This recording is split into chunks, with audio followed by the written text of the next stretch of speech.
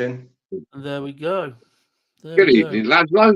How are you? Good Evening, everybody. Thank you very much. Good Good evening, everyone. All right. So welcome Four back. people. we made we got it working last week, so we thought we'd try and do another go. So welcome to our DMC online chat. I'm PJ from Midlife Models. I'm joined by my partners in crime, really. Laz from Lazi-low Collectibles, Luke from Evening. Diecast Outlaws, Good and evening. then orthopedic Mr. Martin Dare from Martin Dare Dinky Restorations. And last time that we did this, we had a bit of a round robin of questions. Well, this time we've got a guest. So I'm going to bring him on board because he's sitting in the background there. And here he is. Andy, how are you? Hello, mate. How are you doing? Good evening, Andy. Good evening, Andy. Hi, guys. So Hello. we need to edit your channel because it's Andy's. What's your channel name now, Andy? Andy's Garage Diecast Restorations. Andy's. I had it wrote down. Andy's Garage Diecast. Oh, nothing Very like unprofessional, that PJ. I know, you know, no pressure, is he, when you're live? Restorations. Let's save that.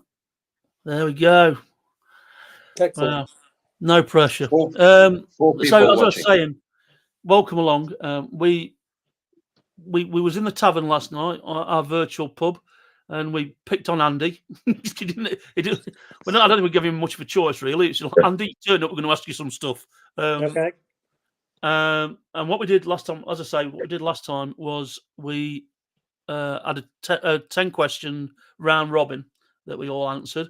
So we're gonna do the same thing with Andy, and then depending on how it goes, we've got some topics we can cover towards the end. Lazi's going to, bless him, he's going to keep his eye on the chat for us. And after each question, if Andy's giving us a response, we'll see if anybody's got any questions, and we'll play it by ear. So, without further ado, and to prevent me having to waffle for goodness knows how long, Andy, what inspired you to become a diecast restorer, and how did you develop your skills in this hobby? Well, in COVID times, me and my mate, we started watching Martin Dare there, who's in the chat room with us, and we sort of got into it. I was watching in my lunch break at home, the odd video or two, and I'm coming up to retirement. I thought, you know what, I could do that. I'll have a go at that. And I thought, like a lot of people, I thought I'll try and restore the toys I had as a kid. Not got any of them anymore. So that's what got me going. And Martin's got a series of tutorials on his channel. So I went through all of those, and people like Paul Restorer has as well. So I went through some of his, and obviously if you're watching the videos anyway, you're getting a good grasp of how to go about it. But it never really prepares you for doing it yourself. It was a bit different when you take them tools into your own hands.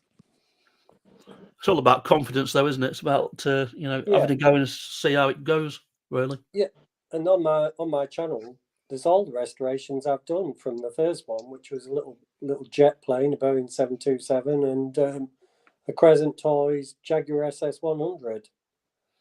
And they may not be the best, let me say. We all started somewhere, mate. Yeah. And as Martin says, start with something simple. Don't be getting out your Aston Martin DB5 James Bond. So I picked a 1-part model and a 3-part model. But unfortunately, the 3-part model had a busted axle. So they never work out how you want. It's awesome. Right. Question 2. Can you share some of the most challenging restoration projects you've worked on and how you overcome the difficulties? Well, I think a few weeks ago I did a big Peterbilt truck. I think that had over 25 parts because there were 2 trailers, there was 18 wheels. Right. And that was interesting because going from doing die-cast cars primarily, or just a truck cab to something that's like over a foot long, that's a bit different because suddenly you realise you're not equipped to spray a trailer that's maybe 8 to 10 inches long. And you start to have to, where you was getting quite comfortable, you've got to learn a few new techniques, and it puts you out the comfort zone. But the biggest problem with that Peterbilt truck was when it came to put it back together. Although in the video it looks like I put it together in like 10 minutes without an issue, it actually took me probably about 2 hours, because the new rivets I've got would not hold it together because it was too heavy. There's a lot of weight in there. So I had about 3 goes at it before I decided that I actually had to super glue the truck cab to the truck base, which it wasn't originally done. I don't like doing that because, as you probably know, super glue has a habit of running to places you don't want it to run. Yeah. But that was a bit of a challenge. And I don't really like the plastic base models. I like the models. Like this week, on Sunday, I'll be launching my 100th video, which will be 2 Matchbox Specials Sax Speed Mustangs. And when you're drilling those bases out, they're really, you've got to be careful you don't take out the whole plastic corner, which I did when I did my first one, which was Porsche 959. Just drill went straight through it. Before you know it, you've got to rebuild the corner of your model. Yeah. But I was a bit more careful this time. I got away without that. Well, that's good to know that you're getting the success out of it, mate. So, it's a bit of a generalised question. This is what type of models do you specialise in restoring, and do you have a favourite era or brand that you enjoy working with? Well, I like doing the race cars, and it doesn't really matter what era. I like doing those 50s races, the Dinky ones. Yeah. I've done a couple of them. I've done the HWM and the Maserati. They're simple, but you get a lot of satisfaction out of doing them, etc. I do like the rally cars. I've converted a few models. I think I did the Mercedes 190 Cosworth last year, that into a Lombard RAC Rally. I've just done the 2 Mustangs, as I've said. So I've probably done more rally and race cars. And thanks to donations from people like Martin and Kev on Kev's Banger Racers, I've got a few Formula One ones lined up that I haven't yet done. Because my vivid memory as a kid was I had the Yardley McLaren, the corgi white one. I've got that knocking about somewhere. Yeah. Well, you can donate that if you want, Paul. But I've got. In actual fact, I may have 2 of them. So that's not too far out there. I'll tell you what. You do the decals, mate, and I'll give you a vehicle. Yeah. So, but my memory of the ones I've got 2 McLarens now, and none of them fit with my memory. But that was like 54 years ago. So that's probably why they don't fit. Yeah, it was funny because on that, you talk about the Formula One cars, going off at a tangent slightly. We were talking about the John Player Special and vehicles like that last night. I'm finally managed to get one put back together. So that's with a new gold chrome finish on it. But what I did find out that there's actually 2 versions, one that was screwed and one that was riveted, and there's 2 completely different drivers in there as well. But I would like to do the set, Andy, because there's the blue escapes me now. There's the McLaren, the John Player Special, the blue one. Come to me in a minute. But there's a set of about 3 or 4 or 5 that I would like to do. And that I'm just also got on the bench is the Lotus Team car that towed that particular car, but I haven't got the trailer yet. So what I'm doing with the Lotus Team car is I'm testing 2 ways of doing the decals, the gold, because of course your home printer can't print gold. That's right. Yeah. You need an expensive printer. So the way I'm going to work around it is two ways. I've got some gold sticky back paper, which on the tin car, it's just a stripe, 2 squares on the door and a square on the bonnet, then put the decals over it. Or the other way of doing it is paint the gold on or spray it on and then put the decals over that. Yeah, it's a fine line, isn't it? Because there's so many curves and it's not just a flat surface you're working on. The team car's okay because that is flat, but Yeah. the Lotus that you've done isn't, or the big Corgi Lotus, which I want to do. Now I'm sort of working in Lotus XL paint and snippet tool. Say somebody emails me or I lift off the internet the decals, turning all the gold into white, then printing it on the white sticky paper, on the gold sticky paper, and suddenly you've got gold stickers, gold and black stickers. Yeah. Which, of course, they were originally. They're all stickers. They weren't decals. So that's in progress, and I've been working on that for a while before I hit on that idea. How do I get the gold? Because I think if you had the gold colours and you just lifted them off the internet, they'd come out sort of orangey yellow. Yeah. And you just wouldn't cut it. It just wouldn't be right.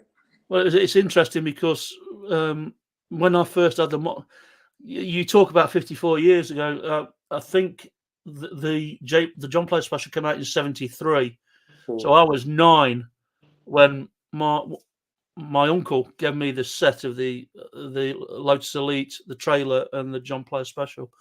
And I kept it boxed for years and years and years, and because it looked so good, you didn't want to take it out. But obviously, every time it did do. But I'd like to. I know that a bunch of us are going to the Stafford Toy Collectors Fair. I'd like to see if there's a 1/25th scale version, the big one. But I think you'd be paying about 30-40 quid for it if you can find one. Well, I've got 2, Paul. Oh yeah, I can see I was doing some business on it. that I paid 3 quid each for, but they need restoring. Right, there we go. I could see a buddy build coming on then. We'll do one each. Yeah, well, one of them's missing the air scoop, but it's a part that could easily be cast, I think. Yeah. Nobody wants to do them. They go for nothing at the car boot. 3 quid. Yeah. Kevin says that hello everyone, and now he knows how Andy looks like. Now he knows what he's not been able to see him before. I think no. Yeah, no. Kev's Diecast says, so that's what you look like, Andy. Yeah, that's me. Okay. 4 people watching.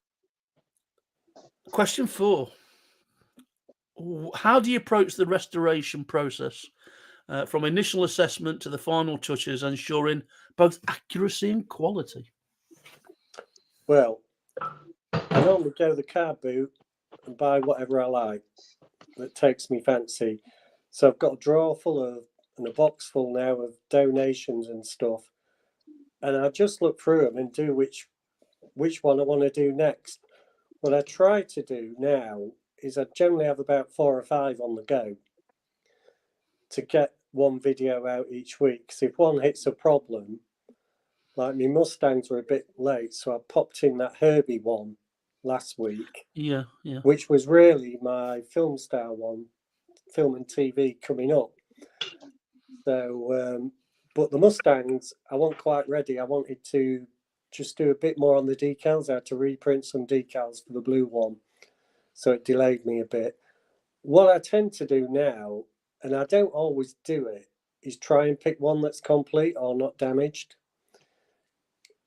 Because making the parts or casting the parts just adds an extra day or 2 to your timetable. If you work into a tight schedule, you. Yeah, I did do a video, I think about, was it towards the end of last year, where I'd got a load out that I wanted to do, various things, donations from Martin there, some Beechcraft, Dinky Beechcraft aeroplanes, I've got some cars, etc. and I spent about 70 quid just on parts. And I thought, right, that's it. This year's spend done. Yeah. Fortunately, we're in next year now, so I can spend some money at Stafford next week. But yeah, so I bought all the parts to do what I picked out to do, and it's an eclectic mix. There's planes, there's trucks, there's a Spitfire, there's a Hurricane, there's a Beechcraft ones, there's a Rolls Royce, there's some race cars, there's a Digger or two, there's a Caterpillar, you know.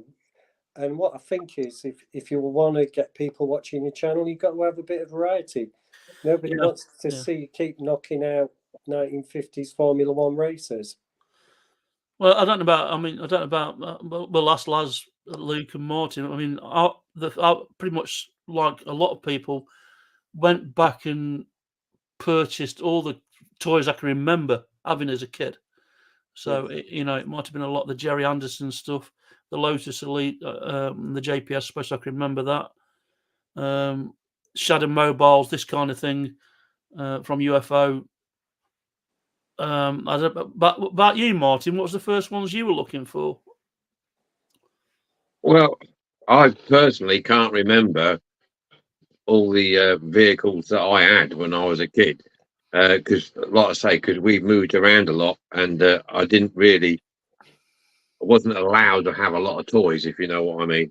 Because the old man being in the service, we moved from house to house, camp to camp on a regular basis. So I didn't have a collection as such.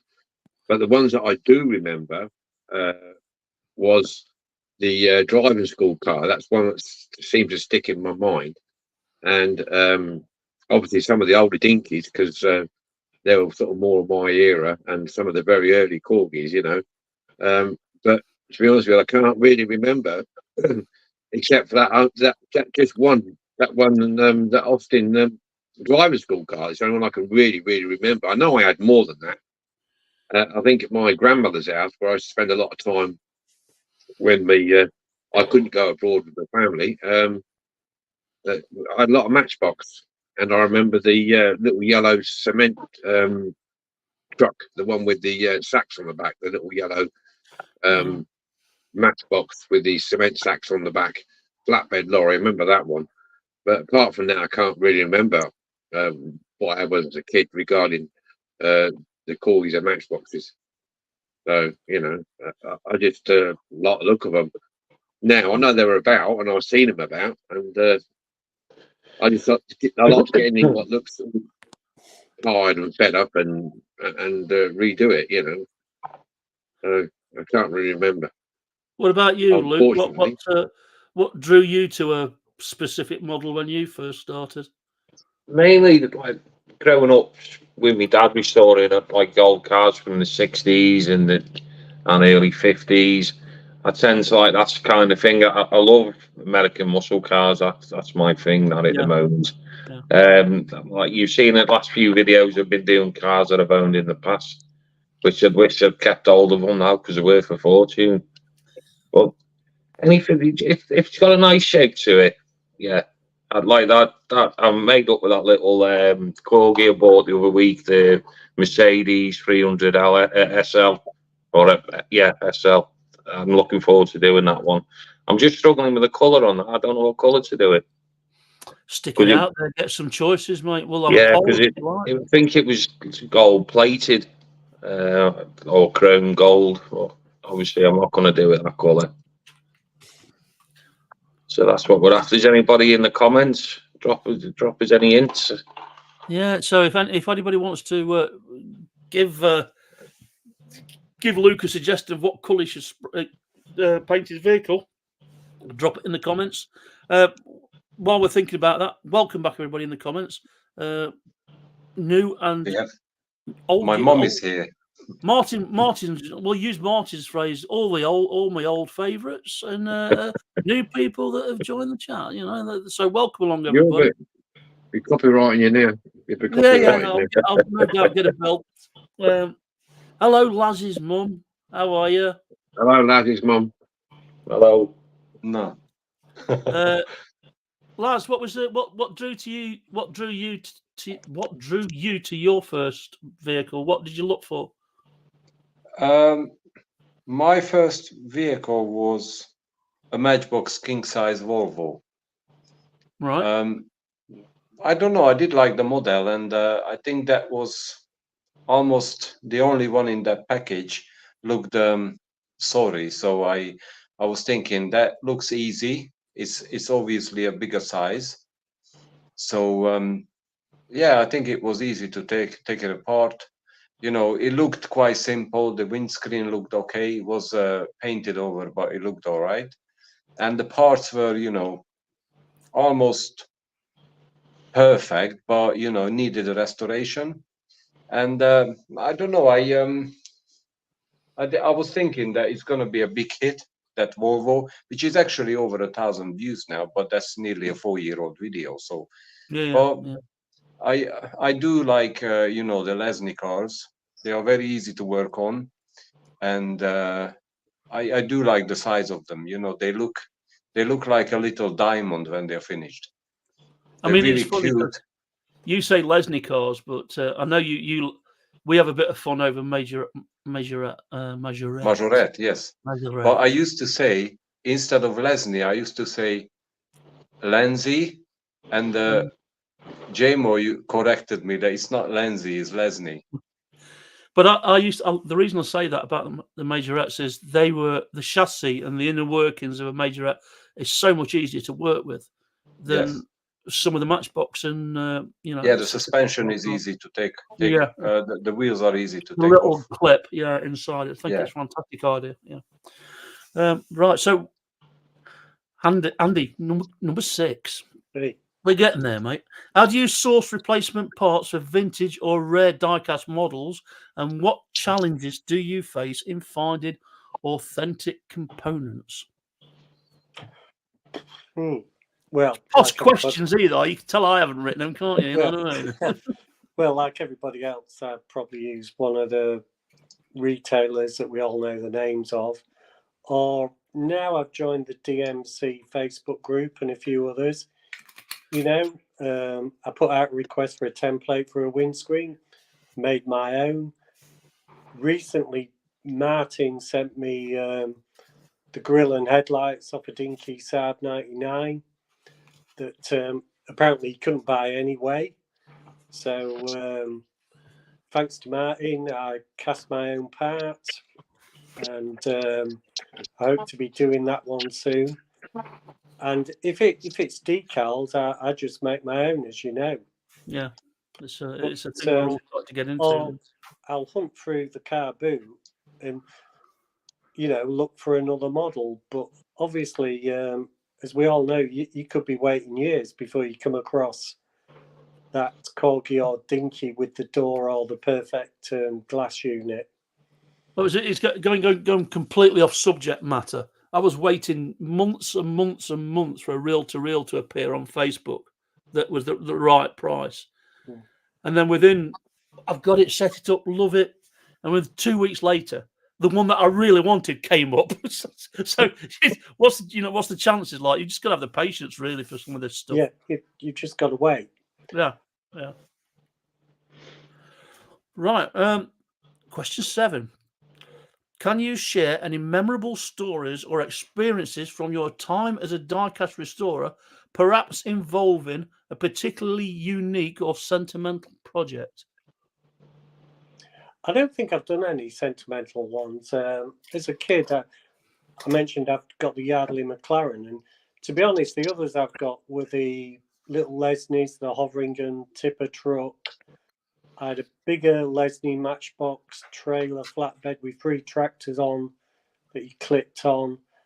If I saw that, I'd buy it. I don't know what it was. I think it was a Bedford truck. Well, I haven't restored any memorable ones yet. Okay. Question 8. We're getting down it now. In your opinion, what sets apart a well-executed diecast restoration from a mediocre one, and what aspects do you prioritize to achieve a great finish? Well, I think I think the paint's important. I've struggled with paint, especially early on, and especially in the garage in winter. But you know, when you go over, Martin's done a tutorial on paint, and then you look at some of Luke's videos, and Luke very kindly sent me his SS Chevelle that he did a few weeks ago on his channel, or a few months ago. And when I put that next to mine, I thought, oh, bloody hell. You know, that's if I'm a 6 out of 10, or I was really happy with the paint on one of mine, a recent one, and I put it next to Luke's, and Luke's was like, well, I'm really not 7 out of 10, I'm a 5. But you know, you've got to be happy in yourself with what you're doing. So if you're using rattle cans and you're working in a cold garage, don't expect to have a Maserati or a Rolls Royce or a Ferrari finish on your models. Well, I mean, the thing it's good because we've got so many different nationalities that have joined the DMC now. We get to see people's paint jobs from from America. Laz is in Europe. We've got Michael in Australia. So it's good to see the finishes, and none of us are alike, really. You know, there's different qualities in finishes. I think I've now pushed paint cans about 94%. I can't see how I could get much better. Yeah. What I'm trying to do is go for a quicker turnaround. And I saw one of Martin's videos a couple of weeks ago, and he said he puts the first coat of paint on, then like 20, 30 minutes later, he puts the second coat on when it's just tacked off. Well, I just tried that with the Dinky ambulance, and it didn't work for me. But I know Martin was probably using high coat paint, and I was using a cheaper Auto Extreme or Colour It paint. So well, it's interesting about the eye coat because we just lost Martin. I mean, I picked up from Martin the eye coat range, and you want to pick some of the well chosen colours so you can use one can for 3 or 4 vehicles. You know, it's no good getting something really outlandish. You're going to get one car out of it, and it's cost you £9 or something ridiculous. Like that. Well, I did do a Lesney 19. I can't remember if it was a Lotus or a Brabham in Ford Jade Green, and it was really good. It went on perfect. There was no issues. But that tin I bought for actually another vehicle, but it cost me £8. Yeah. And I've done one Lesney with it in the year, and it is quite a rare colour, but it's a great colour. So when you go, you know, I think I'd like to do another car that colour, but you've got to give it a bit of time and find the right vehicle. Yeah. And I think it'll be a street car, the next one. It won't be a racing car. That jade green is a very Dinky popular colour. I've got that as well. Yeah, I've got that jade colour. I want to do the UFO Interceptor. And Oz boys asking if anyone is using an airbrush. Our friend Luke will probably jump in there. Yeah. Yeah, he's asking. So what's your setup with your airbrush, Luke? What you currently using device wise? The gun, I've got a Sparmax, I think it's a GP 850. I've got another one which is a DeVilvis. That runs a 0.7 cap and needle. I use that really for the slightly heavier flakes, for the metallics, but I've come away from them because on the smaller cars you look stupid anyway. Yeah, that's more for like the 118 scales. I've got a little sort of, it's a, I can't remember the name, I think it's a Clark, it's double cylinder compressor, but I can't remember what litre the tank is on it. But that'll run 60, 70 psi all day long, no problem whatsoever. Yeah. One of the things we're going to do is, I'm sorry, let me just add Martin back. We dropped him, and I think I'm hoping he's back now. He's struggling a bit. He's away in he's away up north in his caravan, so he's struggling a bit with his broadband connection. So we'll see if he comes back. Yeah, one of the things we want to do is to start covering some topics in the future on these YouTube live chats. So it'll be equipment, paints, this kind of thing, brands, whatever we use. Right? No, we've lost him again. Bless him.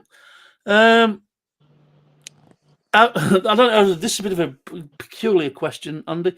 How do you stay updated on the latest trends, techniques, and materials in diecast restoration? And are there any ongoing challenges that you come across? Well, just like everybody else, you watch other people's videos. You see they've got ultrasonic cleaner. You think, maybe I should get one. You know, that's how I just keep up to date, watching what others do. Yeah. Now they might not be like new techniques. They could have been around for years, I know, but they're new to me. So you know, I'll just go with the flow. And obviously, for a lot of people, expense comes into it. You know, so I've been looking at how to dry paint faster, because in my timeline, that's the big issue. And I was talking to Luke only last week about buying 2K clear coat. Yeah. Where it's like a 2-part can. I think you turn a ring at the bottom of the can and it lets the hardener into the can. And I was talking to Luke, I thought, well, that could be my solution because it dries in an hour. But the issue is it's probably 20 quid a can. And Not cheap, Andy. it goes off in about 8 hours, which should be no good because I'd need about 10 models all ready for clear coats, so I could do them all in one go. I just the logistics of the space, you know, to have that many models on the go is difficult, let alone perfectly lined up. But Luke said those cans, in his experience, because he's got a background in paint, they will last up to 6 months. I've had them longer than that, Martin, or around there. I'm still use them after that. They've been fine. So that's something I've not seen anybody else do. It's something I was thinking of doing, but I'm going to wait till I go to the motorcycle auto jumble or the car auto jumble, where very often sellers are selling like pro cans of paint for £3 or whatever. Yeah. You know, you take your chance. You don't know how old it is, but I'm prepared to maybe gamble a £5 or £2 on some clear coat, 2-pack, 2K, whatever you call it, and give it a go like that. Do you not fancy going down the airbrush route, Andy? Well, not at the moment, because I've got about 4 stacker boxes full of paint. And you know them first. Yeah, and I'll go through some of those first. But I think to get the quality finish like you got on that Chevelle that you did, you would have to go down the airbrush route. It's all in the wrist, mate. Yeah. I do leave my finished cars at least for 5 days to dry. Yeah. When I use the clear coat, because I used to be rushing the cars to put them together because I couldn't wait, you know, to put them together. And I put my fingerprints on, and then you get fingerprints, and that's what I found. I'm waiting 4 to 5 days now before I touch. So now, what I do is I have enough videos, and now what I do is if I do them Monday, the next time I touch them is Friday. Yeah, same you need a couple of videos in your back pocket really to give you some. I've got at the moment I've got 3 videos ready. So I've got another. If you think today's Saturday, I just released one yesterday. So I've got next Friday, the week after, and the week after. I've got 3 videos. So I've got 4 weeks to complete another car. So seeing got some chat there. Old Boys Toys. I use MIPA 2K through the airbrush. 40 euros for half a litre. Yeah. Heinrich makes several cars ready for painting, and then paint several cars in the same colour at the same time. Yeah, that's kind of what I was alluding to. You get a can of orange, kind of red, kind of black, kind of white, kind of green, They kind of blue, and you can do the amount of models that will cover is, you know, it's ridiculous, really. I Yeah, normally what- do 4 cars at the same time. I don't pick cars with the same color. I just pick the cars I want to do. Yeah. Yeah. So One of the I've been questions doing I one had- at a time at the moment, but hopefully once his garage is sorted, I'll have a lot more on the go then. Cave. Yeah, yeah, can't wait. I've got normally four on the go. I've got 2 now, 4 waiting because I'm going home next week. So I don't rush. I've got 3 videos ready, so I don't rush now. So I think I'm gonna prime them before I go, and then when I come back, carry on again. I just counted today. I've done 24 cars in 60 days. Yeah, that's- Yeah. To To a answer big your So that's- question, I've done 1 car in 60 days. I think that's right. So yeah, 60 days, 59 days, 24 cars completed. It's So, funny though, absolutely. because from a different point of view, I've enjoyed doing the administration of our community, getting everybody together and you know, sharing ideas Yeah, and stuff sure. like that. Yes, absolutely. It's such a rewarding thing, you know, that we can now start talking to each other like we've never done before, and putting these little videos together. It's good fun, and it kind of, and then you think, oh, really, I should be doing a car, and then you forget all about it, and then you've got 3 days to get the job done, like, you know. to I go back started to one to of the help. I started to help smaller channels now. So I try to share smaller channels on the DMC, and also I comment. You know, I like the videos. I comment. I try to share them. You know. Don't forget to mine, lads. Yeah, no. I did as well. Yours as well. Did you? Thanks, mate. He's back. Yes. He's Hey, back. Martin. He's paid the electric bill. Put 50 pence in the meter. Good lad. Oh, I'll tell you, it's in his tin box. It's rubbish. It keeps going off, Well, serves you right for enjoying and I yourself by can't. the The seaside. volume is rubbish. I can hardly hear you. So We can hear. We can hear. So, We can hear you. You're all right. yeah, but Old I can't boy- hear you. It's so quiet. Old I boys don't know what's wrong with toys. my mic. Let's have a look. Mute it, I'm just starting unmute it. out on YouTube. I don't know. I ain't got a clue what I'm doing with this. Has anyone visited Old Boys Toys channel? no, but we'll do once I get off Yeah, here. we will do. Yeah. I'm just starting on YouTube, starting out on YouTube. I think I did subscribe to him already. That's why I'll check it out. Yeah. That's why I know the and channel. likewise, come and join us on the Facebook channel. Come and find us on the Diecast Models Community Facebook group, and you can talk to us live. If it doesn't scare the bejesus out of you, we're always online on a Friday night. It's a little bit more robust than what we do on YouTube, I have to say. But there we go. I'm gonna part this question 10 that's been suggested, because you don't do customizations for clients, do you, Andy? No. No. Though So, my mates have asked me to do the odd one or two, but I'm yeah. not going to get paid. No. So what's your favourite vehicle that you've done? Oh, for me, I enjoyed doing the Peterbilt truck. I thought that was my best so far. The paint was, really good. There weren't many decals to do, but what came out was good.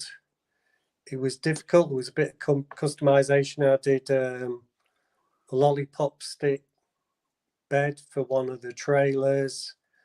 I like doing the research on them. That was interesting because I thought I bought an intact truck. I got a marriage of the wrong body with the wrong trailer, and I dumped the trailer in some Nitro Moors paint stripper and found out that it'd been heavily modified. I don't know what with it looked like, rubber solution when it came out, but about 5 millimeters thick worth of modification in one filler. That was interesting, but JMO's on. yeah, well, that was a good one. But I do like doing the F1s, and I did a Ferrari 312 FB3 quite like doing that. That could have all gone west quite easily when I was putting the cockpit back in, because it would have been easy to snap it.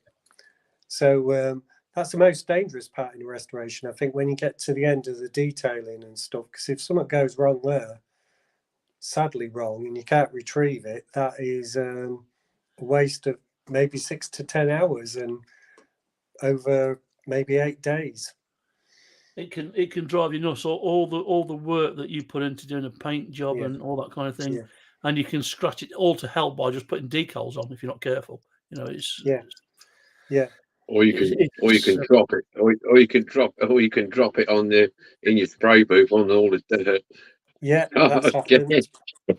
Yeah, the frustration. That can be annoying. It can be annoying.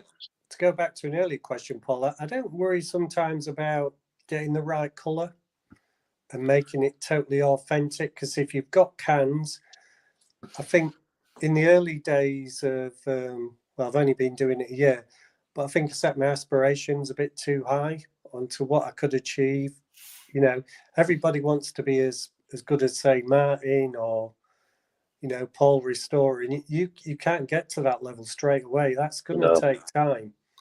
You know, if you watch the videos end to end and try and replicate it, you can't do it, because they can't teach you technique and using sharp drills, the right tools, how to recover if you chip the paint or your masking don't quite work and stuff like that. So, and being colourblind, I just go with the flow some days. The greens are always going to be the wrong greens.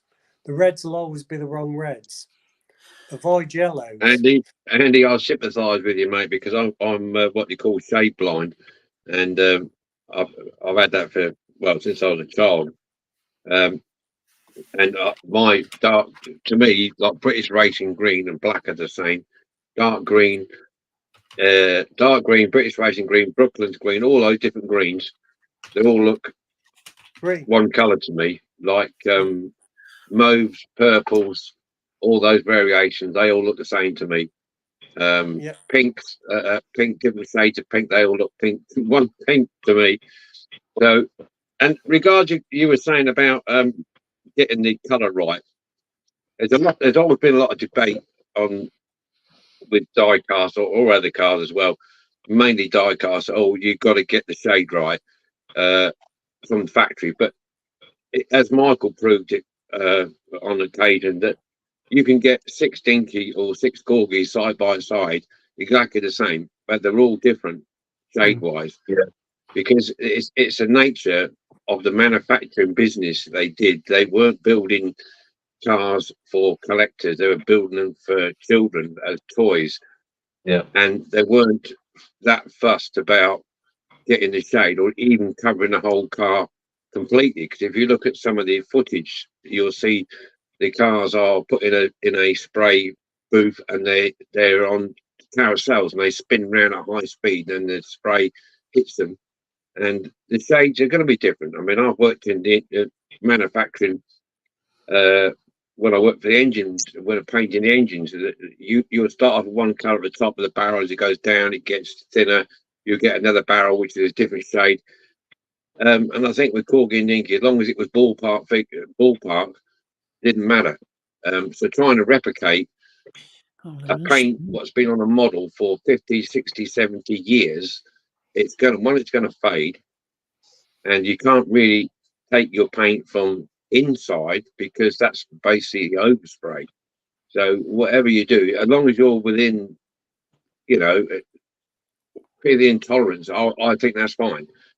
You know, you can get too hung up on, oh, this is not the right shade of green, or this is not the right shade of red, or people spend hours mixing up a colour, which basically probably doesn't really matter, because that one you're particularly matching on your bench is one thing, but somebody has got one on another bench in another house is completely different shade. You know what I mean? I think Michael, he got a line of, I can't remember what cars he had, he lined them all up and they were all different shades. I mean, I've got 2 or 3 of my collection and they're all different shades. Not drastically, but they're all different, if you know what I mean. And the thing is, so you might want to do something. I mean, one of my processes, the name of the channel might be Midlife Models, but the process I use is called From Ruined to Refreshed. Now, it doesn't mean that it's got to be the same as the original. You know, one of the first things that I came across was me and Martin had both done the USS Enterprise. Now, Martin had done it pretty much exact to what it should be, which is the white version. And I thought, I don't want to copy what Martin's done because that's copying for copying's sake.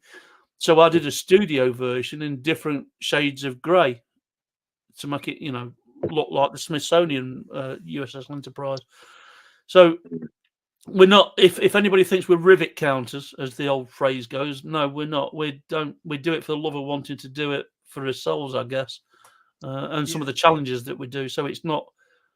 We don't criticise anybody because it's not the right specific shade of grey or silver or blue or green. No, and sometimes if you've seen somebody else do a car recently, you've got time to change yours, you'll just change it, or you'll hold it back for a few weeks, do it a different colour. Like unless you're trying to do an original, like you couldn't do a JPS Lotus in black and yellow, or it's got to be black and gold. Ain't gonna look good in pink, is it? You know what I mean? Some things you just can't change, but others within reason, Like I've been, and going what Martin said about paint, I've been doing these Mustangs recently, downloading pictures for decals, etc. And there was quite a significant variation, in decals, the way they're being put on, what the windscreen visor is, etc. And to be honest, you'll see in the video, I didn't like the way they put the Ferodo on the front wing near the headlight. It was at an angle, and I thought, well, it's just slapshod that. But I've got two different vehicles I've seen on the internet in the pictures I show, and they both were exactly the same, both at an angle. And I just didn't like it, so I ignored that and went with what I thought was right. It just goes back to the manufacturing again, you see, because it's like if we look at a Dinky toys, when they paint the grille on the front, they use a handheld mask, and the vehicle's in front of it. It goes past in front of them. They hold the mask up like that, and then spray it like across. So a slight movement of the hand, a slight movement of the vehicle, you're going to get different degrees of coverage. And you'll see the two tones, they put a cover over the top of the roof. It's like a little shell goes over the top, they drop it on the top, and then it's sprayed, and they lift it off to the next one, bang. And so you will get different variations. They are toys. They were designed as toys. Well, the other thing is, if you get to the end of a production run, the materials get weaker, as Martin says. You get down a barrel, it's thinner at the bottom than it is at the top, like. So you're going to get different shades, but Dinky would do it. You also get when the Dinky or Corgi, I think more Dinky than Corgi, have used different bases. When there was a number change from the old numbers to the new numbers, and they carry on the bases and stuff like this. The Caravan, for instance, that I've just done, the one I've done with the clear top, it's the same number as the one with the window light at the top. It's the same shape. I think it's the same casting, but the only difference is it hasn't got a clear window at the top. It's got like the window light instead, and mostly on a solid roof. Some have got a number on, some haven't. It's like I say, that there is different bases being put on different toys. It's they also mass produce parts for different vehicles, like the missile for the Fab One would probably fit the you get crossovers, chariot, that kind of thing, like. So Andy, thanks for A, joining us, but B, for being grilled.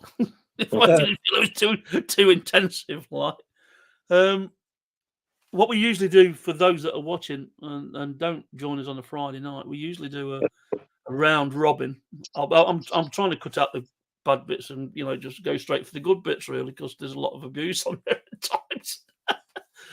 But we do a round robin of what people have been doing this week. So as you're the guest this week, Andy, what you've been up to this week? What's your latest project? Well, I've just finished recording and finishing the 2 Mustangs, which is going out Sunday evening after 9 o'clock. And it's interesting to know, I know Martin's had trouble loading videos. I picked Sunday evening because I can load a 40-minute video in about an hour and a half and it can be live. If I wait till Monday morning and I'm after 9 o'clock, it can take all day. So that's why I launch on a Sunday evening now. Yeah. Yeah. The problem I get is on if I do it, I do mine, upload mine on Wednesday morning before 7 o'clock in the morning. Yeah. If I try and load it at 8 o'clock, when everybody's coming on into the offices and switching the computers on and everything else, it takes forever. You know, I think it was the other week I thought I missed the time. I thought, I think I slept in or something happened anyway. And it took me about 3 hours to get this damn thing uploaded. But so, you know, I always remember to upload it before 7 in the morning. But yeah, apart from that. So I've got the 2 Mustangs Matchbox Special Zach Speed closely behind them. And I've been working on this for like months now. I had to take some advice from Luke on masking and stuff. I've been doing the Dinky Toys HS125 BizJet, but I've turned it into an RAF Domini. Decals are interesting on that. Done those myself. And a while ago, I bought off eBay from a guy, Practica 10, I think he was. He does 2 sets of downloads, cost about £8 in total.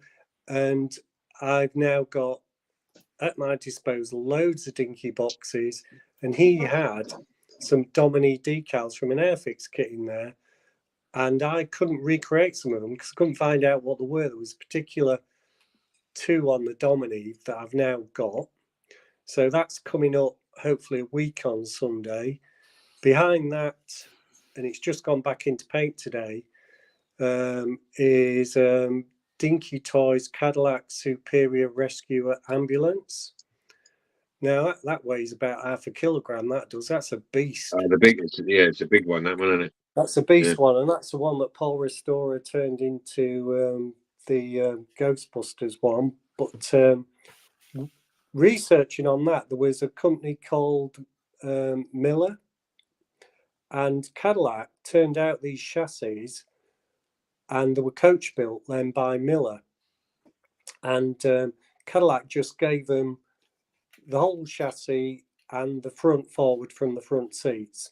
So the rest of it's coach built. When you look into it, that gives the restorer a great choice, because if you want to go for the look of the car rather than the model, your choice is limitless. You could have 2-tone white, red at the bottom, gold at the top. You can have no decals, you can have decals, you can have St. John's Ambulance, and you know, that's quite interesting. So I've gone for red at the bottom with like ivory white at the top. That's the way I'm going. I didn't like spraying gold. I've sprayed gold once before on a Lamborghini Miura, and I don't know why it didn't. It went okay, but it was only a bit. Then I tried to spray a whole car gold, and that was a total mess. Just picked it up and it came away in my hands. I don't know what went wrong. So I avoid gold generally now. And behind that, I've got a Dinky Toys Mercedes Racer, number 34, which looks original. Oh, yeah. Mm. I've been talking to Kev about doing a Banger Racer collaboration. We've both got the same model to do. And I'm doing mine as an Alice Cooper tribute, Schools Out Banger Racer. That's just had its, here's what we started with video done. What else have I got going? I've got. Need any Alice Cooper imagery, Andy? Let me know. I've got 10 of his vinyl albums behind me. So yeah, I just downloaded Alice Cooper. Yeah, I just downloaded the Schools Out logo and made some 3D Schools Out sign in Microsoft Paintbrush 3D. I've still got the $1 million bill inside one of the vinyl albums, and I've also got the desk that opens up for Skulls Out. I knew you want short cash. No, well, if it was only real, my friend, I'd be. Mind you, if it was real, I wouldn't be sitting here. I'd be off on the Hawaiian Islands somewhere. I think So one of my favourite albums from that is Poison. Yeah. Poison. Yeah. What was the car that they used? What was the car that they used on? I just remind me because my missus is in there just finishing watching Grease. What was the car they used? What was the white one they used with the flames down? So what was the car? Was it a Ford or a Chevy or what was it? You carry on, and I will research that. Laz, do you want to go through some of the comments in the? It was a chat? Plymouth, wasn't it? Yeah. And I'll have a Okay. look for Grease. There's mainly I know the black one was a Mercury, I think, but the white one they used, I can't remember what it was called. Whether it was what car it was. It was a 1948 Ford Super Deluxe. There we go. Oh, that was Grease Lightning. Sorry, I take that back. That was the one for. Yeah, so what I want the white one, the one they used in the race. 1948 Ford Super Deluxe. Oh, right, okay. And the other one. Yeah, I'm thinking that would have been a nice TV film car if you can get hold of one. Yeah, one of the ones I've got going as well for the TV film. Now I've had to use my Herbie Reserve. I'm thinking about doing an On the Buses tribute. So I've been watching short clips to see what I could do because they were really Route Master buses, weren't they? Yeah. So I'm thinking of doing one of those in the Littlewoods colours, which is what they started out in the opening scene. And I used to work for Littlewoods years ago. Yeah, it's that handy. Down at Old Hall Street in Liverpool. So are we up to speed, Laz, with the chat? I think the comments were about Old Boys Toys was asking if you are making your own decals, and you said several us making decals, and so that was the conversation about. And old Boys Toys says, I have no choice living in Spain. Postage is a problem these days, so I think he has to produce his own decals or stickers. I guess we're fortunate being at the center of the diecast world, really, because I'm not saying we don't struggle to get altered models, but we don't have to pay the postage costs that other people are paying. You know? Yeah, I did do some decals for a guy in Denmark, Heinrich Diekman. He was in he was asking, and I did some for him, and it only cost me £2 to post them. Right. Okay. It took them about 2 weeks to get there, I think, but I agree I'm that happy to do that to help people. I agree that England or the UK is in a good position with diecast stuff, because I've been asked in Budapest if where do I get my decals, where do I get my windscreens, replacement parts, and I said from Steve Flowers from the UK, and you see they a bit stuck because obviously the postage is a lot, plus the language barrier. So you've got to have somebody out there that's in your own country that wants to specialize in doing this kind of work. They do stuff. Yeah, they do 3D print now. Yeah. But I think we were lucky. If you don't have the facilities or the money to do that, then you still have a problem, because obviously eBay is in English. I mean, you can translate, but you need a pound account or something. So that's probably a problem for a couple of One people. of Luke's subscribers asked me to do some decals last week. He heard Luke mention me on his channel, and he wanted me to do some for what was it, Fiat 500. So I said, yeah, I can do that just for trade. So I'm Luke, to you do split decals. down the middle, mate. There you go. There you go. Good lad. Good lad. Andy, was that person Henrik? You done the Yeah, he's just said yes. Yeah, I was really yeah. happy with the yeah, brand. good, yeah, very happy with the brands. Thank you very much. Yeah. Old Boys Toys, 3D print my own parts. Yeah, there's Lucky you. several of us had to go at doing 3D printing. eBay's postage is a fortune. Yeah. Yeah, it's a bit of an animal 3D printing. You've got to be careful about breaking licensing agreements if you try to sell 3D printed parts. Some people will just go for it, but if Mattel ever come around knocking on your door because you're selling Fab 1 missiles and that kind of thing, it's risky. We Yeah. keep it under the I counter. was Really. very careful in my videos on decals not to just copy some decals straight off eBay, which you can do. I've shown you all the techniques to do it so far. I haven't shown you how to enhance them yet and get rid of the watermarks that people put on them, but it is possible.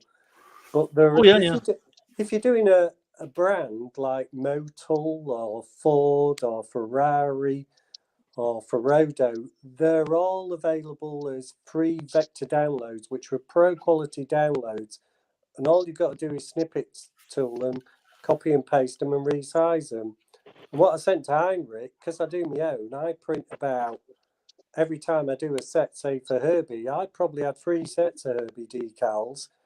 Now, I might bodge 1 or 2 number 53s up, but I'm normally left with, 2 sets spare at least.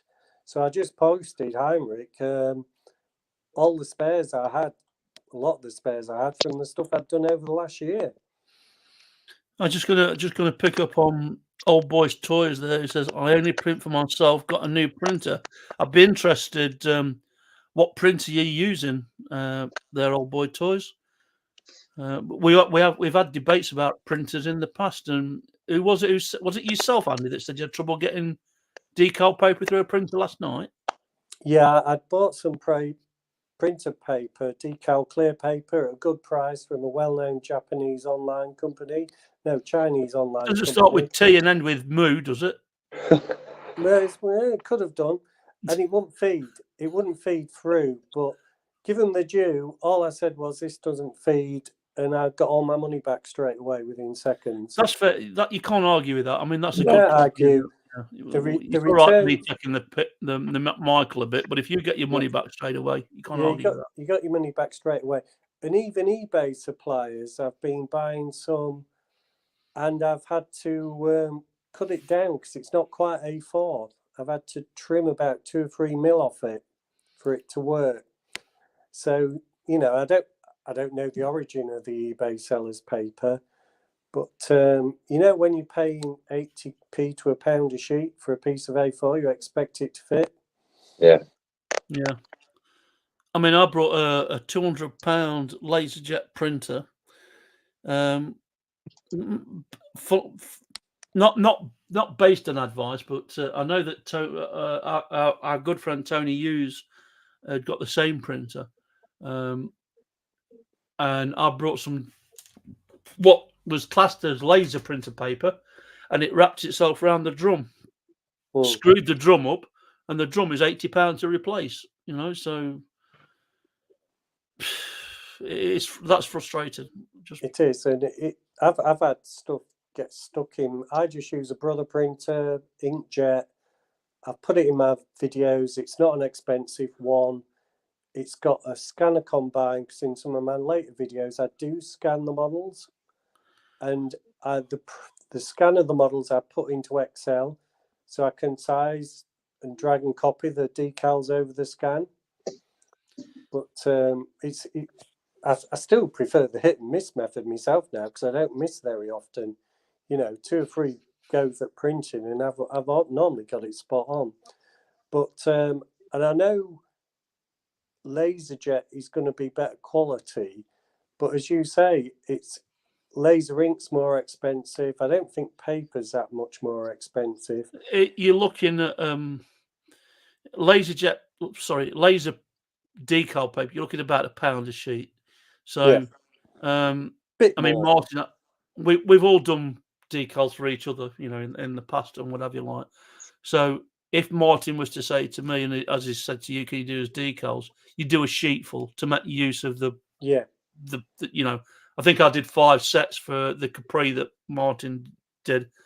You've got to make it worth it. Else it's you know.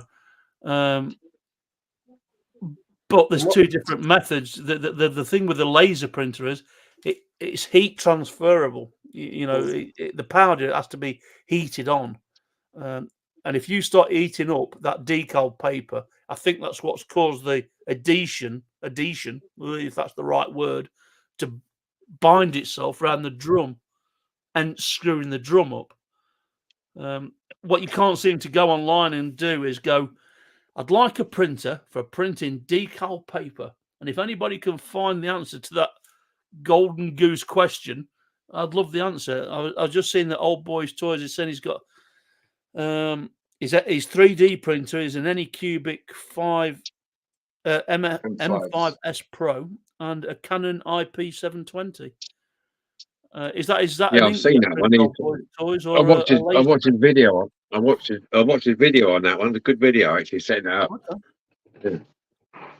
We're all about sharing and looking at each other's videos, mate. So yeah, we'll have a We did look at 3D printing with PB's Retros from Australia in the DMC chat a while ago, and it isn't cheap to get into, and the material wasn't cheap, and it put me off. And today, you know, the Dinky and the Corgi XJ10s with the siren on top and the police sign, I've successfully cast those just using resin really easily, and it was really cheap. I'm going to agree with you there, Andy. I think if you've got a good pattern, we talked about this last night, whether you've got a good pattern or a bad pattern.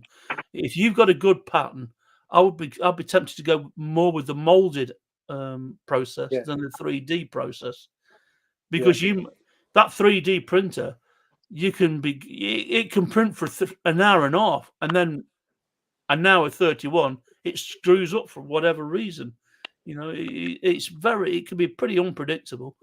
I had a Ender 3D Professional. I can't remember what it was called. It's an Ender Pro version 3, and it was 220 quid. The latest version is now £900. My daughter's friend's got one. And the way I look at that, Paul, as an ex-accountant, is say that's 250 quid, and say Steve Flowers is charging £3 a time. Just divide that into there, and you're looking at 80 plus pieces of parts from Steve Flowers, and you haven't had the consumables, you haven't had the hassle. I know you was trying to level your bed or something. I don't know what you was doing with your bed. I don't want to know really, Paul, but you know, I don't want to discuss what I was doing with my bed there, Andy, but thanks for asking. The tales of you leveling your bed for 4 hours, they were enough to put me on 3D printing. It's a fairly simple process, really. You've got a wheel on each corner of the bed. Obviously, we're not talking about a physical bed. We're talking about a 3D printer bed. But you've got a wheel on each corner. And the idea is to get a sheet of paper between the bed and the nozzle of the extruder. And it just catches. It just catches. But you get one corner right, it'll throw the other corner out. And then you get that corner right, it'll throw the other corner out, etc., etc., etc. But of course, you can buy a self-leveling add-on. Well, excuse my French. Include that fucking device in the model that you're selling, like, and they probably do now. It's probably auto levels, but you know, if you were starting now and you wanted to buy a 3D printer and a good LaserJet decal printer, I don't know, you're looking best part of £1,000 for both. And that is an awful lot of spare parts you can buy. It's an awful lot of spare parts. I did spend 160 quid on on parts with Steve Flowers, and I think I've got like Old Boys Toys using a resin. Sorry, Laz. Old Boys Toys is using a resin printer and not a PLA printer, so that's the difference as well. It's another, variation. Yeah. So Sorry, Laz, yeah, go ahead. I did spend 160 quid including postage, and I think I've got enough stuff for 50 cars, including decals, windscreen, driver, passenger, a lot of stuff. I mean, the So- flip side of the coin, Andy, is there are them decals you just can't get from an external source, so you've got to try and make them yourself. There's them Yes. parts that you can't get that you've got to try and make yourself, 3D print or whatever you. Well, you either scour the car boots or the toy fairs for one that's got the part you want, or you make it yourself from scratch, but you still need something to copy it from. You need a pattern, yeah. You need a pattern, ideally. I mean, we've all probably had a go at making parts from scratch, but it's a long drawn out task and not always successful. It's easier to do decals that are out of print, because I did some for Martin a while ago. I did some XJ. I'm just going to do racer ones, and they weren't difficult because I could find the pattern on the internet and I was able to just copy it for him. But actual parts are a lot more difficult, I think. Old Boys. Yeah, I think you got to spend a lot of time doing your moldings. I think if you're going to mold, say you want to mold parts for, say for instance, a James Bond car or something like that, you want to mold parts, the usual parts that break on them, which is the ejector seat handle. Oh, I can't believe you're not looking after your own mother. Oh, that's terrible. No, I was listening to Martin. Yeah, but your mum comes first. What I'm saying is, then if you're gonna, it'd be prudent to buy a complete one, strip it down, and reproduce the parts on that one. You know what I mean? I think Paul Restorer, he borrows complete ones off a friend of his or a collector, and he strips them down, and that's where he gets his parts from. That he molds from a complete one.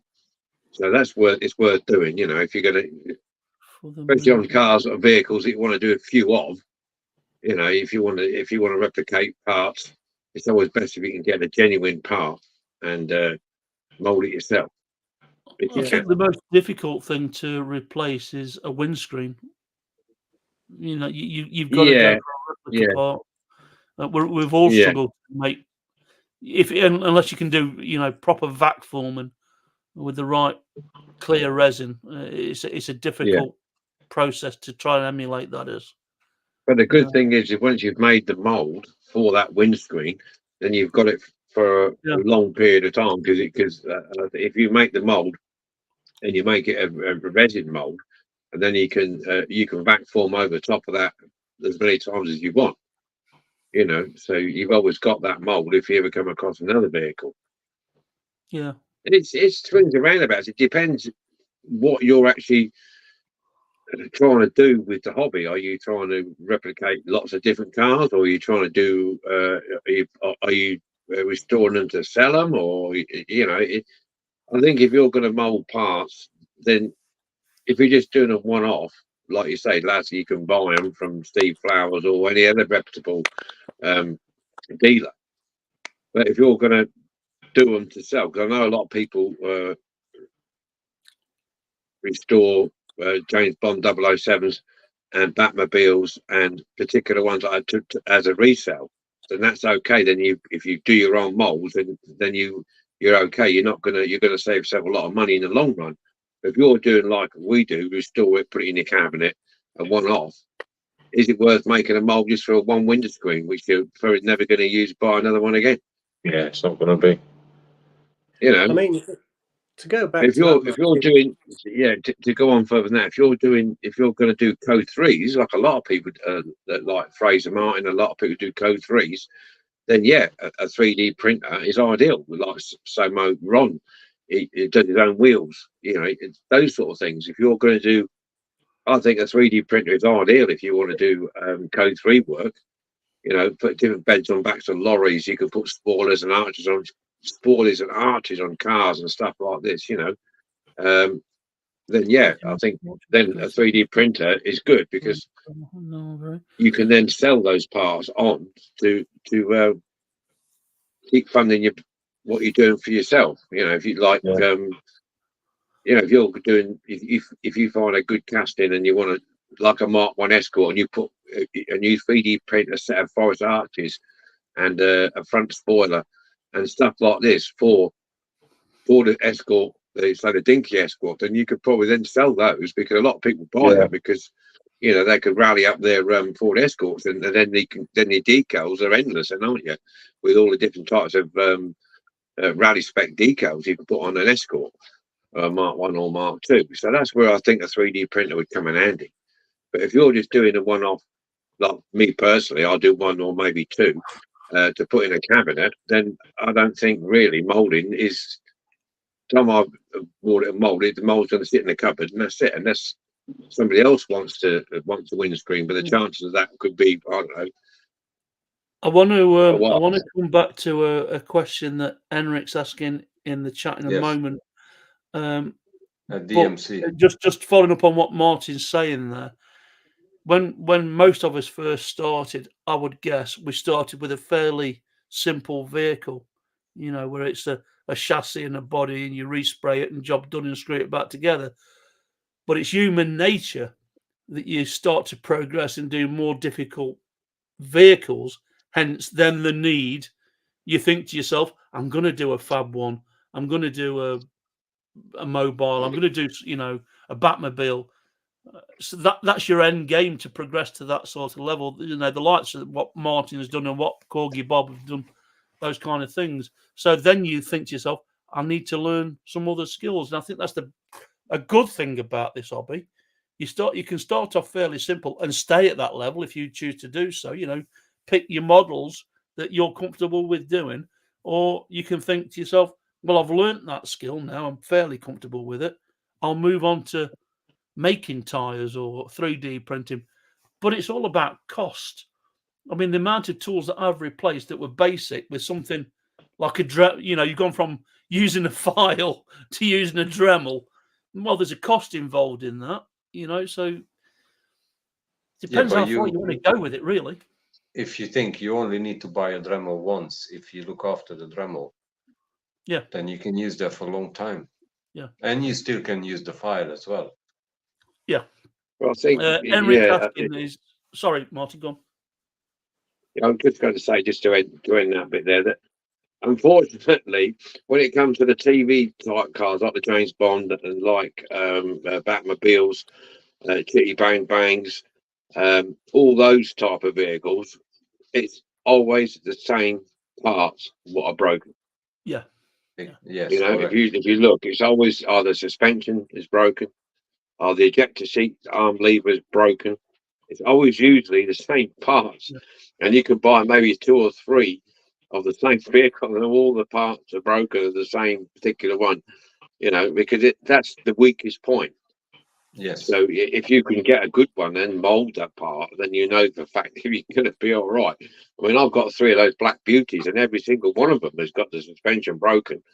You know, it's just a weak part, isn't it? I can't imagine. I mean, we've got a good friend amongst us, Shane Olmyard, in Australia, who specialises or has specialised in doing Batmobiles, and I can't imagine how many spare parts he's had to buy to, you know, complete them.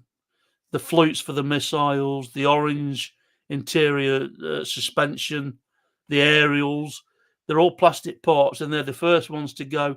Even the characters, the Batman and Robin, you're looking at £6 or £7 per character if you've got to replace them. Like, you know, it's become That's why I was saying earlier on. If you're going to sell Batmobiles and stuff like that as a business, and you know, you need to be able to mould your own parts. Really, I think to be successful. Anyway, I'm rambling on. I said I would pick up on what Enric was saying. Question: At DMC, we do not have the option to create a list with links to parts for our cars. Now, I'm very new to this, so I'm guessing what we're looking for is a supply chain of, Andy, it's a supply chain of what we can all produce, what we've got. Would be probably a good idea. It probably would be. No, I mean, I never got a word of that. I'm sorry, but I'll get back to you, Mark. Yeah, I'd be happy. Like, I've successfully cast these tops of these police cars. I'll have a closer look at them tomorrow, and I'd be happy just to share those parts out. It's not difficult for me to reproduce them now. I mean, the general idea is we don't ask for money. It's more of a it's more like the old swap shop from the good old days of I've got this, I'll give you that, or I've got this, and there's a lot of to be fair, the amount of people that have donated stuff, just giving stuff away, it's such a giving community. But I'll get back to you on that, Old Boys Toys. I'll have a word with the people. Perhaps it's a Friday night tavern meeting we'll have, just to air it out and see who wants to get involved in creating parts, and and there's always you can always go into the chat and say, I'm looking for this part, and somebody will respond if they've got it spare.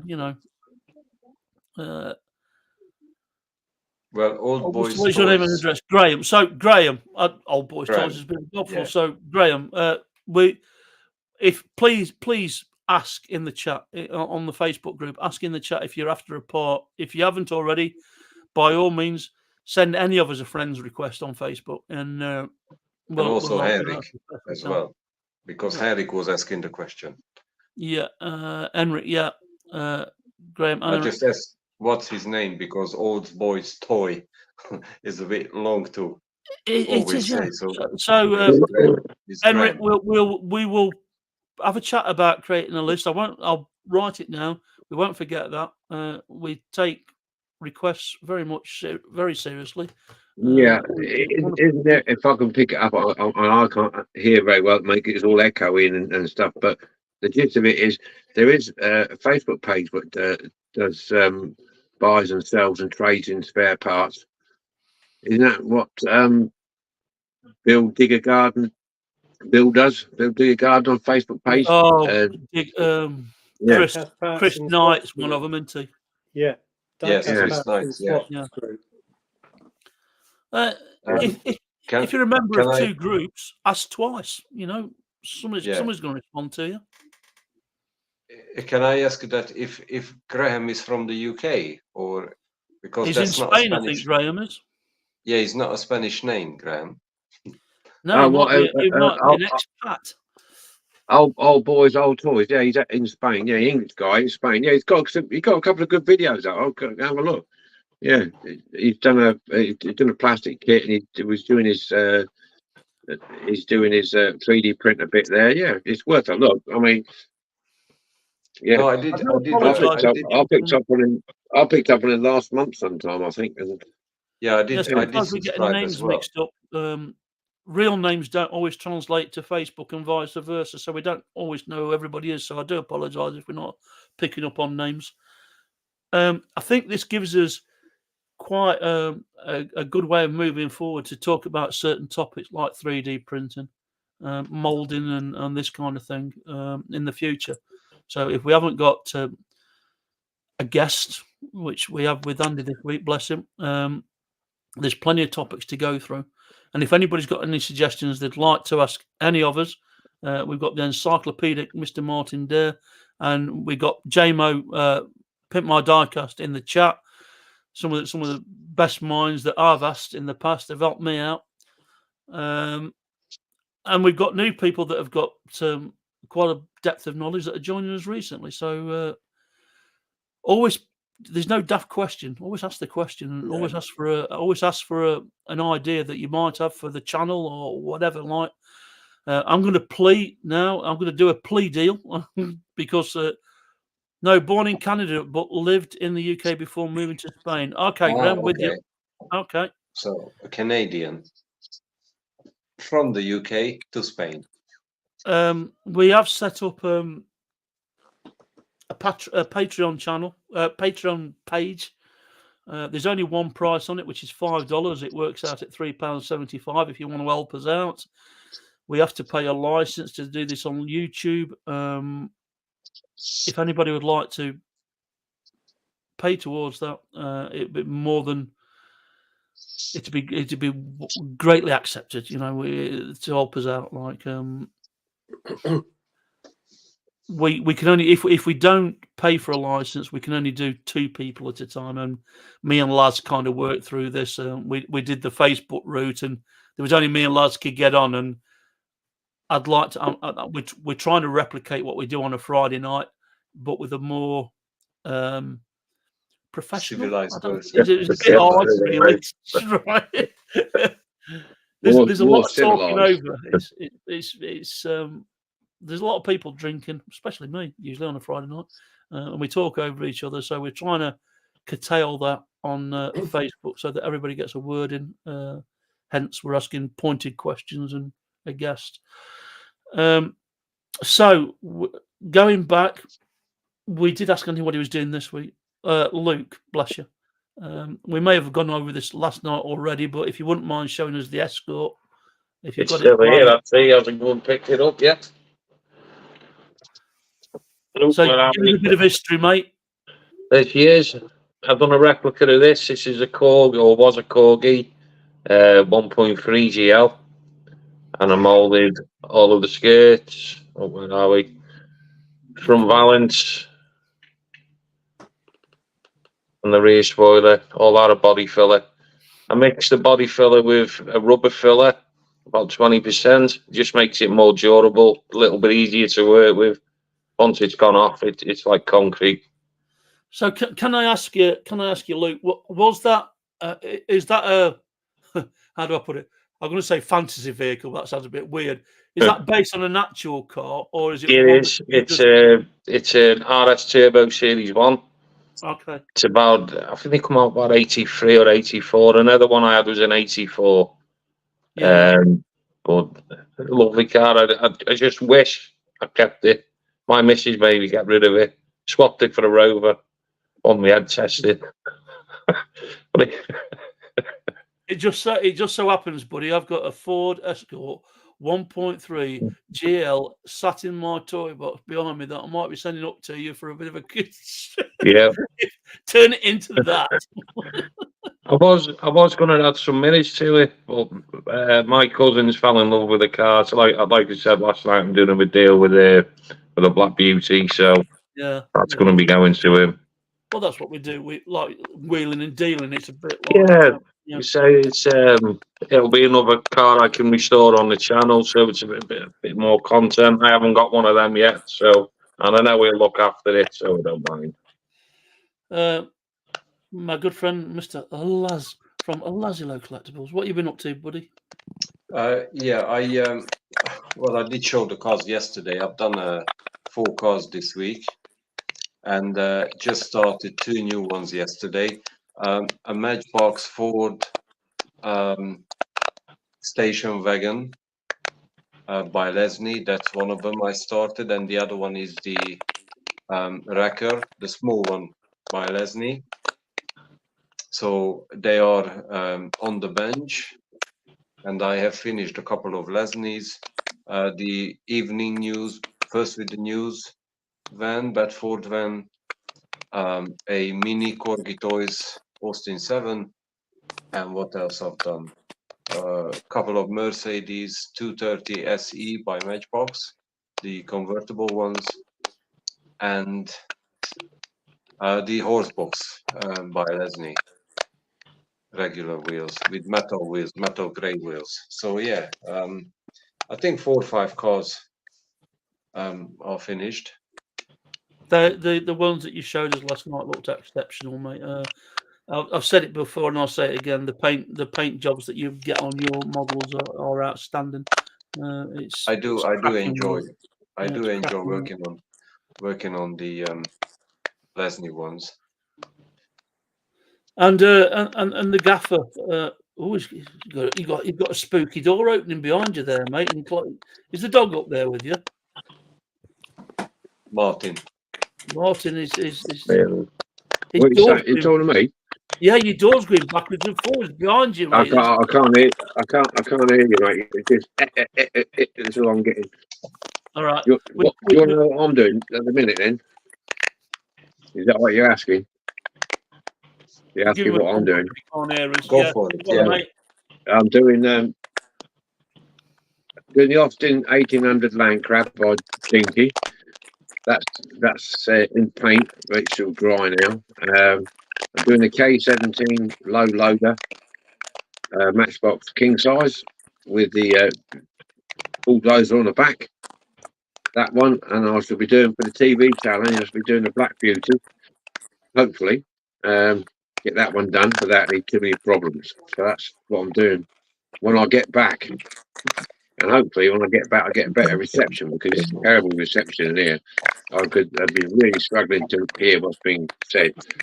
I don't know if you can hear me, mate, but we appreciate you trying to get on. It means the world to us that you try and get on from where you are. I know it's a bit of a struggle, but Can I just add something, PJ? Yeah, I forgot to mention. On the Escort, sorry, for those who's watching, the decals on this was done by Andy. And you've done a cracking job of them, Andy. Thank you very much. Pleasure. I'll be careful with the word cracking because PB might PB will be all over come that. after you. God, I hope I don't want a bill coming my way. You know, a lawyer or involved. You know what I mean? We may have a He's not copyright serious. issue here. It is our goal. I've mentioned this before. To get the likes of PB. I know he would join us if I asked him to. The likes of Ron from Sumu Diecast. We've got a lot of people that support the channel that are not always visible on the in the tavern on a Friday nights, but they support us a lot. So that's me. We've got the Any Sports Vehicle Challenge this month on the DMC Facebook page. We do a monthly challenge. Next month, as Martin has mentioned, is the Any Film or TV Vehicle. It doesn't have to be something like a James Bond vehicle. It can be any kind of car that's appeared in any kind of episode of any kind of movie or TV series, as long as you can prove your case. So, we asked for a before and after shot. I'm doing the John Player special. I've got a pair of them. I've got some going back to the decals, Andy. What I like about the fact that I was able to get the decals from, I think it was Black Square that I got them from. I'm looking forward to seeing what they look like as decals and not stickers, if that makes sense. Yeah, it does. Yeah, the stickers are quite thick, aren't they? On the original toy, the stickers are quite thick. The decals, have you put your decals on yet? No. I've you don't forget with being Black Square, you got to cut them out. Yeah. And that is a big problem when you. I keep mentioning it in my videos. Don't be too adventurous because you've got to cut them out at the end. Yeah. So you have to be, especially you have to give yourself a bit of room. Yeah. You want a damn sharp knife, and you want to leave yourself about 1 mil around the border of the decal. Yeah, because the gold stripe, especially around the cockpit area. Be careful of that one. It's right, yeah, fun, mate. With that one, Andy, that curved one that goes around the cockpit. Did you manage to get the image that I sent to you? Yeah, thanks. And what I'm going to do with that is put a black background, change the gold to white, and then I can print them myself. It's just another option of many that I've got to try. Yeah. Because although we put out a video and everything seems to be perfect each time, the chances are we've probably had quite a number of goes at this, and certainly in the John Player special, I was thinking ages before I hit on the idea of buying gold sticky paper and printing black over gold to leave the gold as it needs to be. And I don't know why I never thought of that. Equally so, in this Mustang video that I'm doing at the moment, I don't know if you saw the Herbie video. If you do white decals, you tend to get a white line round the edge. And you have to go round and I dot them with a marker pen. And I never thought of it before. Just go round before you apply the decals and it's fine. We have a question.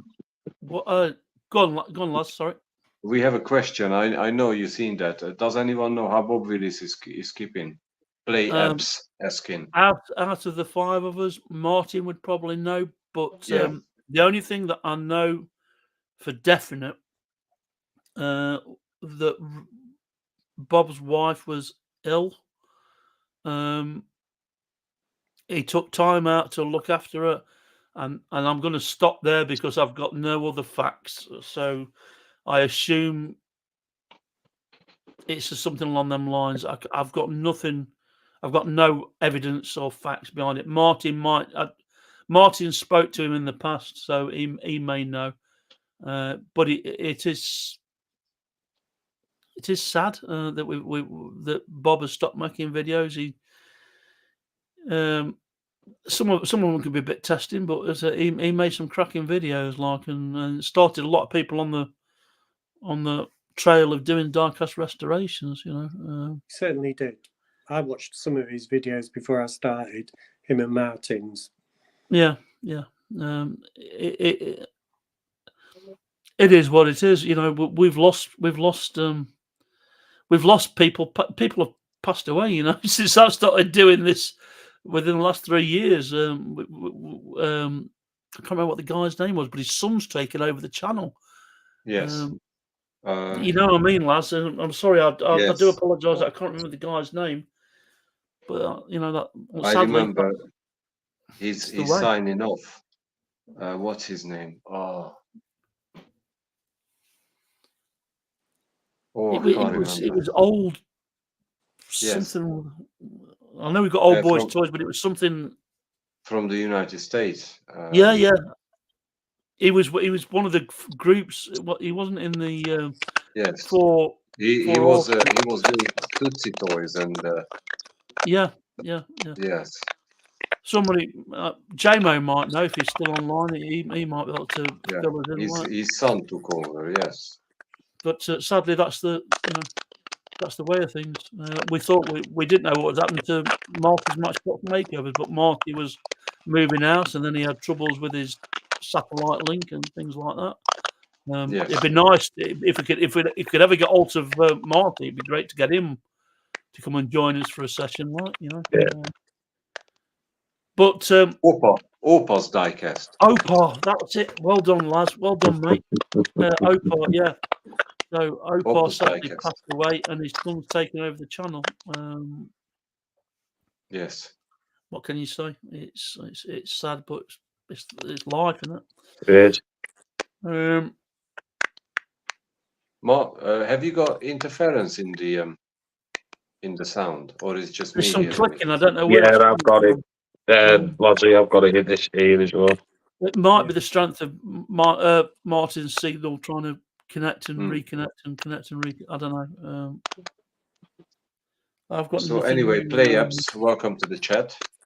Thank you for coming and asking the question. Play Apps, are you a member of the diecast community? Because we say Play Apps, but it might be somebody that we know already. So he's certainly one of my subscribers. Thank you. Right. Okay.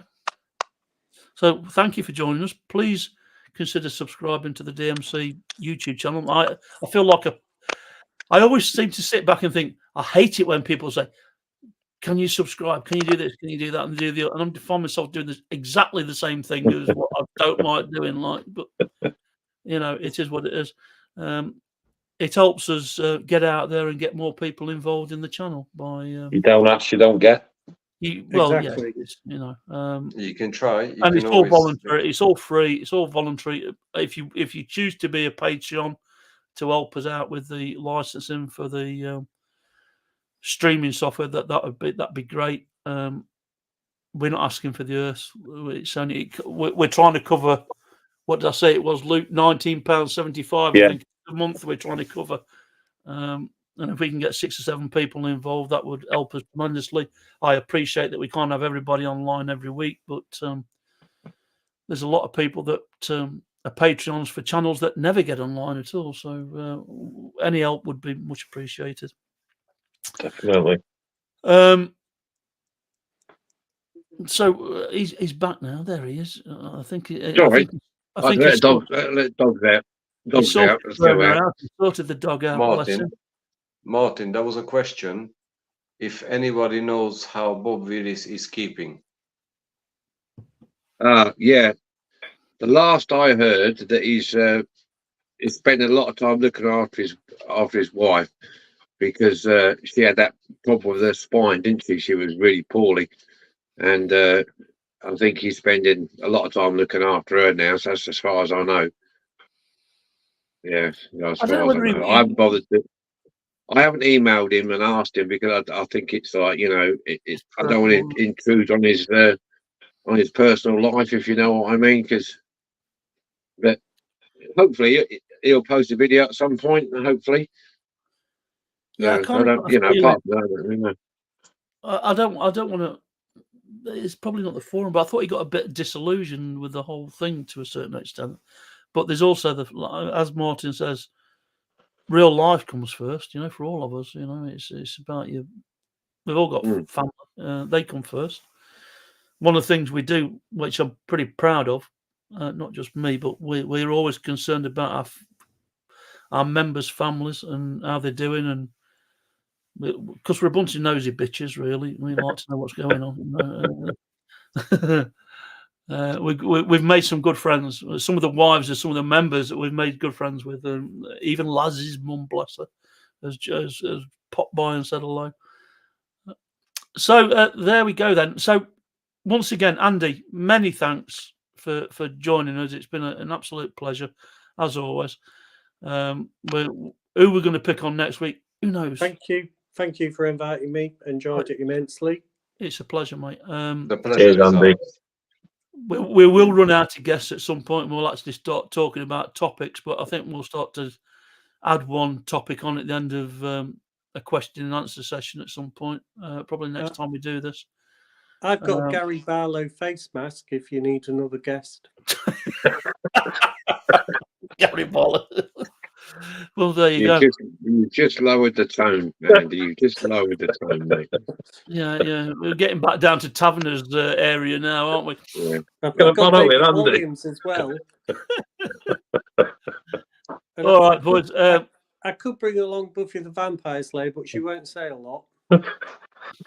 No, I'd have sleepless nights after that, mate. I was a big Sarah Michelle Gellar fan. Not as much as Charisma Carpenter. She's like another. Anyway, don't go there. Moving on. Thank you, boys. Thank you, Luke. Thank you, Laz. Thank you. You're welcome, DJ. It's a pleasure as always. We'll see everybody next time round. If anybody's got any questions, please come and join us on the Facebook community page, Diecast and Modelers Community. Please, it's my pleading session again now. Please come and subscribe to the DMC YouTube channel. If you feel able, please contribute to the Patreon. And we'll see you in 2 weeks. We're going to do this every 2 weeks now, is kind of what we're hoping for. Yep. I kind of have to pick on the boys whether they like it or not to some extent. But when they're available, they'll join us. So thanks, everybody. We'll see you soon. This is PJ sign off. So it's good night from me. Good night from me. Good night. Thanks, everyone, for coming. See you soon. Take care, guys. Good night. Bye-bye. Bye. Bye. Bye now. Bye for now.